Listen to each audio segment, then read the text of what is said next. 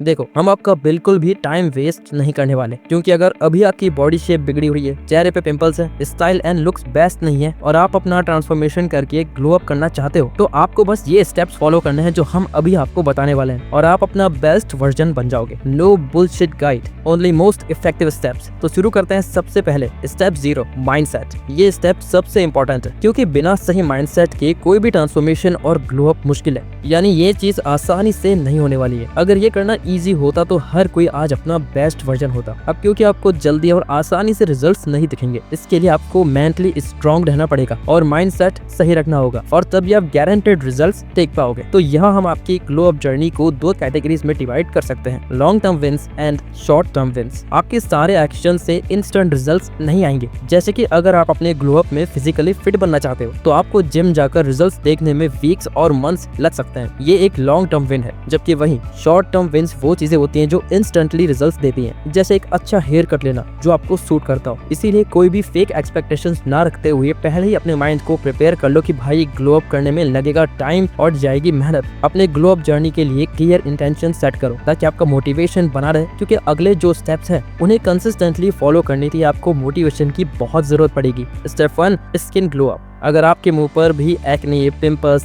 Tan या pigmentation हो रखे हैं तो ये आपके लुक्स को काफी हद तक डिस्ट्रॉय कर सकता है। हम जो स्किन केयर रूटीन आपको बताने वाले हैं ये आपकी 95% प्रॉब्लम्स को खत्म कर देगा। इसमें कोई भी फैंसी चीज या फिर बहुत ही महंगी चीज नहीं है। ये एकदम सिंपल और मिनिमलिस्ट रूटीन है। सबसे पहले सुबह उठकर अपना मुंह फेस वॉश से धोना है। फेस वॉश कौन सा ले, ये आप अपने स्किन कॉम्प्लेक्शन के हिसाब से डिसाइड कर सकते हो। जनरली आप कोई भी सिंपल फेस वॉश यूज कर सकते हो। इसका मेन काम बस आपकी स्किन से डर्ट और एक्सेस ऑयल को निकालना है। नेक्स्ट, आपको विटामिन सी सीरम को अपने फेस पर लगाना है। विटामिन सी आपके फेस को एक ब्राइटर लुक देगा और ये आपकी स्किन टोन को भी इम्प्रूव करेगा। अगर आपको टैन हो रखा है या फिर डार्क पिगमेंटेशन है तो विटामिन सी इसे भी फिक्स करेगा। विटामिन सी लगाने के बाद मॉइस्चराइजर लगाएं और कहीं बाहर जाने वाले हैं तो सनस्क्रीन लगाना तो बिल्कुल भी मत भूलना। ये आपके पूरे स्किन केयर का सबसे इम्पोर्टेंट पार्ट है। अगर आप स्किन केयर में बाकी सभी चीजें मिस कर दो और सिर्फ सनस्क्रीन लगाओ तो इससे आपको अपने फेस पे फर्क दिखना शुरू हो जाएगा। शाम के टाइम पर जब आप स्कूल, कॉलेज या जॉब से वापस आओगे, बस अपना फेस वॉश करना और फेस पे लगाना रेटिनॉल फेस सीरम और सोने से पहले बस अपना फेस वॉश करके मॉइस्चराइजर लगा लेना और बस सो जाना। ये होगा आपका डेली स्किन केयर रूटीन जो आपको हर रोज फॉलो करना रहेगा। It is quite easy and affordable. अब प्रो टिप है, स्किन केयर के साथ साथ आपको दिन का 3.5 से 4 लीटर पानी पीना है। इससे आपकी स्किन मॉइस्ट लगेगी और ये आपको एक हेल्दी लुक देगा। स्टेप 2,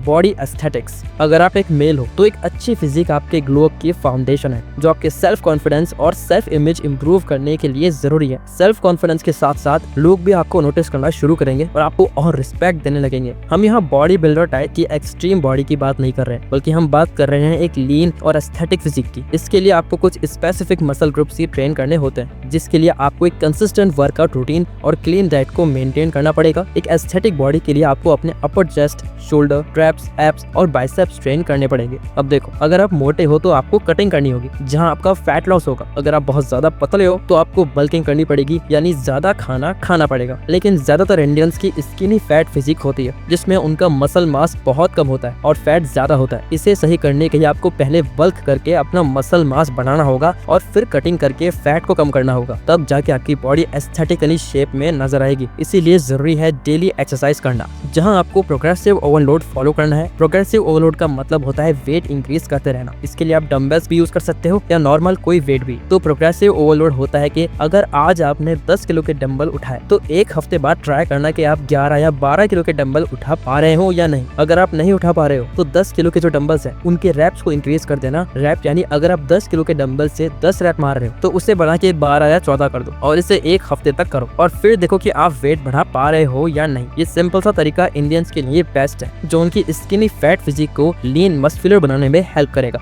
लेकिन सबसे इम्पोर्टेंट बात यह है कि हम इंडियंस की बॉडी आखिर फिट भी कैसे बनेगी, जब हमारे खाने को मसालों में इतना भुना जाता है कि जिससे उसके ज्यादातर न्यूट्रिएंट्स, विटामिन और मिनरल्स खत्म हो जाते हैं। यहाँ तक कि सब्जियों और फ्रूट्स तक में मिलावट है। अब इसका एक बेस्ट तरीका है कि आप ये विटामिन डायरेक्ट लें। अब वैसे तो मार्केट में बहुत सारे मल्टीविटामिन अवेलेबल हैं। Step 3, looks and style. अब आते हैं आपके स्टाइल पर। आपके ऊपर क्या अच्छा लगता है और क्या नहीं, ये आपकी बॉडी टाइप, स्किन कॉम्प्लेक्सिटी और पर्सनैलिटी पे डिपेंड करता है। अगर आपकी पर्सनैलिटी एक काम और पीस माइंडेड पर्सन वाली है, रणबीर कपूर जैसे, और आप एक रंग बिरंगे अतरंगी कपड़े पहनने लगो रणवीर सिंह जैसे, तो ये दोनों चीजें मैच नहीं होंगी। हर पर्सन का स्टाइल उसके पर्सनैलिटी को ही दिखाता है। डिफरेंट स्टाइल्स एक्सप्लोर करें और देखें कौन सा आपको सबसे ज्यादा सूट करता है। चाहे मिनिमलिस्ट, ओल्ड मनी या एजी, आपकी स्टाइल आपकी पर्सनैलिटी को रिफ्लेक्ट करना चाहिए। अब हम आपको एक सीक्रेट बताते हैं कि अपने आप को स्टाइल कैसे करना है। देखो, सबसे पहले रैंडमली जाके कुछ भी शॉपिंग करना बंद करो। जो पसंद आ रहा है वो खरीदने से अच्छा है पहले अपनी एक आउटफिट सोचो। पिंटरेस्ट से या इधर उधर से थोड़ी इंस्पिरेशन लो और कलर थीम सोचो कि क्या वो आपकी स्किन पे अच्छा लगेगा भी या नहीं। सॉफ्टवेयर से शूज तक उस आउटफिट की हर एक चीज की एक लिस्ट बनाओ और फिर जाके उसे खरीदो। ऐसे आप 99% लोगों से ज्यादा अच्छे दिखोगे, क्योंकि आपने रैंडमली कुछ भी नहीं पहना है, बल्कि बहुत सोच समझ कर अपनी आउटफिट क्रिएट करिए। ये आपको ज्यादा स्टाइलिश बनाएगा और आपके लुक्स को और ज्यादा एनहांस करेगा। जरूरी नहीं है कि आप महंगा ही कुछ पहनो, आप सस्ता भी पहनो लेकिन सही पहनो। सिर्फ एक सस्ती ब्लैक टी शर्ट और ब्लू जीन्स में भी लोग अच्छे लगते हैं अगर उनकी पर्सनैलिटी सही हो और उन्होंने अपना ग्लो अप कर लिया हो तो। ऑल्सो आप एक्सेसरीज भी पहनना स्टार्ट करो जो चीप ना लगे,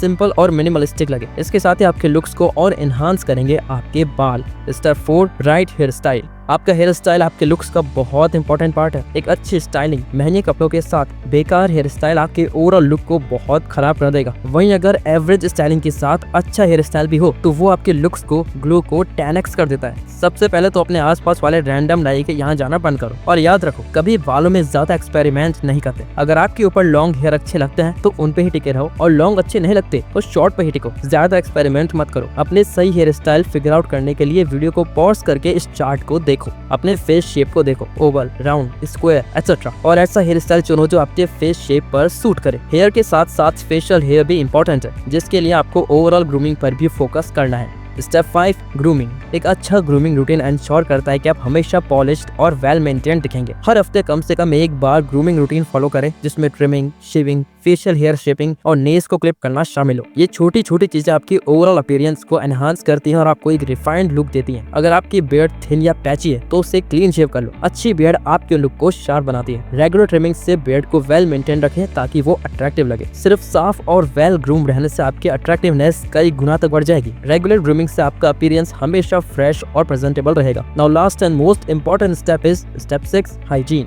गुड हाइजीन आपके ओवरऑल ग्लो अप का बेसिक फाउंडेशन है। आपने फॉरेन लोगों के कमेंट्स में अगर ये सुना है कि Indians are worst in terms of hygiene. अब ये बात कुछ हद तक सही भी है। हम लोग अपने हाइजीन का इतना ध्यान नहीं देते जितना देना चाहिए, लेकिन अगर आप अपने हाइजीन को अच्छे से मेंटेन रखते हो तो ये आपको भीड़ से स्टैंड आउट करता है। डेली हैबिट्स जैसे ब्रशिंग और फ्लॉसिंग, शावर लेना, डिओड्रेंट और परफ्यूम लगाना। ओरल हाइजीन के लिए सिर्फ ब्रश करना काफी नहीं है। टंग स्क्रैपर, फ्लॉस और माउथ रिंस का इस्तेमाल करें ताकि फ्रेश ब्रेथ बनी रहे। लोगों के आपके पास आने पर गंदी स्मेल नहीं आनी चाहिए। ड्राई लिप्स से बचने के लिए हमेशा अपना टूथब्रश यूज करते हुए ड्राई स्किन को ब्रश करें, फिर मॉइस्चराइजर लगाएं और एक्वाफर या वैसलीन से सील करें। तो अगर आपको ये वीडियो अच्छी लगी तो वीडियो को लाइक और चैनल को सब्सक्राइब करके हमें सपोर्ट करें और बेल नोटिफिकेशन ऑन कर लीजिएगा ताकि आप आने वाली वीडियोस मिस ना कर पाओ। Thank you for watching.